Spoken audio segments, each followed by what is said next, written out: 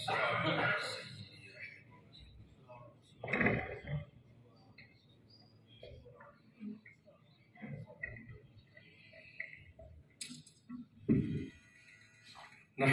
ونصلي ونسلم على رسوله الكريم أما بعد فأعوذ بالله من الشيطان الرجيم بسم الله الرحمن الرحيم واتبع سبيل من أناب إلي وقال رسول الله صلى الله عليه وآله وسلم علماء امتی کانبیاء بنی اسرائیل او کما قال علیہ الصلاۃ والسلام۔ محترم و محتشم حاضرین کرام، یقین جانے کہ ہمارے ادھر ایسے بھی جب کڑے ہوتے ہیں تو قدم ہمارے جو ہے لڑ جاتے ہیں، خاص کر جو درد اور دکھ ہم سب کو ملا ہے، ہم یتیم ہو گئے ہیں، تو ہمارے جذبات ہمارے ساتھ نہیں دیتے، ہم اپنے الفاظ کا اظہار جو ہے وہ نہیں کر سکتے، لیکن الامر ما فوق الادب چونکہ حکم ملا ہے تو دو چند معروضات عرض کرتا ہوں۔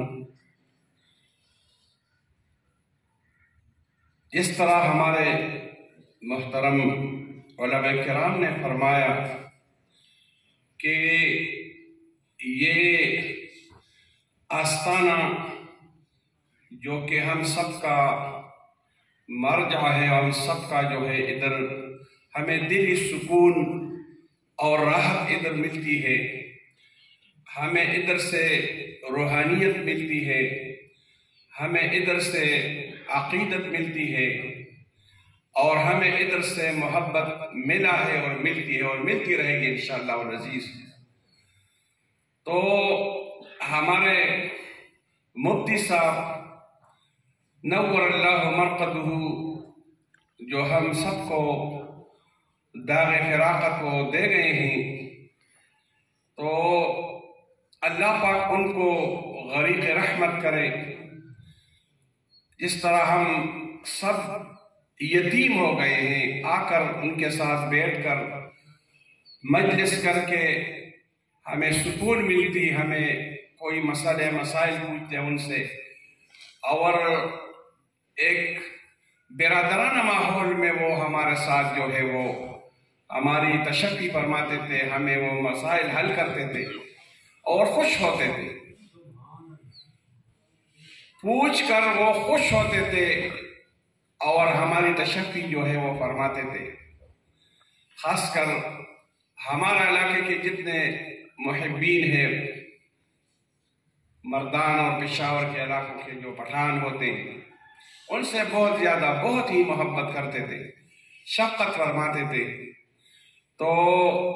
میں تو صرف حاضر ہو گیا ہوں، الہ العالمین ہمیں حکم فرماتے ہیں جو حضرت لقمان نے اپنے بیٹے کو بھی یہ وصیت فرمائی کہ واتبع سبیل من اناب الی، آپ اتباع کرو، پکڑو، اس پہ قائم و دائم رہو ان لوگوں کے نقش قدم پر، ان لوگوں کے راستے پر، من اناب الی، جو کہ رب ذوالجلال کی طرف ان کی رجوع ہو،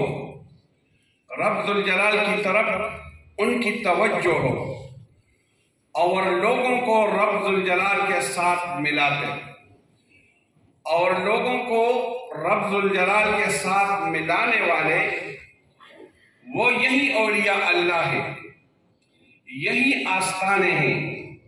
جدھر سے بندہ اللہ رب الجلال کے ساتھ جو ہے ان کا تعلق جو ہے وہ جڑ جاتا ہے، رب الجلال کے ساتھ ان کا تعلق بن جاتا ہے، اور دلی سکون اور ان کو جو ہے اطمینان وہ ان لوگوں کے قدموں میں بیٹھ کر ان کو مل جاتا ہے۔ نہ بادشاہی میں، نہ دنیا کے جاہ و جلال اور عہدوں میں اگر سکون ہے، اگر راحت ہے، اگر اطمینان ہے، تو وہ ان لوگوں کے پاس ان کے قدموں میں بیٹھنے سے۔ تو الہ العالمین یہ آستانہ قائم و دائم رکھے، اور جو ہم سب کو،